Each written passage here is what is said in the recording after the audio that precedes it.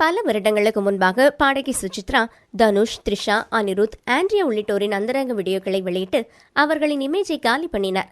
ஆனால் அவரின் கணவர் கார்த்திக் குமார், சுச்சி மனநோய் காரணமாக இப்படியெல்லாம் செய்கிறார் என்று சர்ச்சைக்கு முற்றுப்புள்ளி வைத்தார்.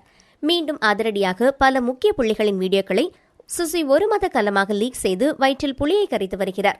வீடியோக்களை பார்த்த ரசிகர்கள், இவர்களையா நாம் ரசித்து பார்த்தோம் என்று வெட்கப்படும் அளவிற்கு இருக்கிறது இவர்களின் லீலைகள். அதில் ஒரு பிரியமான ஆள் யார் என்றால், கல்லூரி விழாவிற்கு சீஃப் கெஸ்டாக வரும் மணி.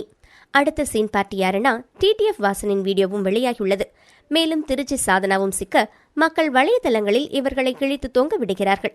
எல்லாத்துக்கும் மேலாக நடிகை கிரணின் சகிக்க முடியாத வீடியோ. இவர் இன்ஸ்டாவில் இறக்கும் வீடியோவே தாங்க முடியாது.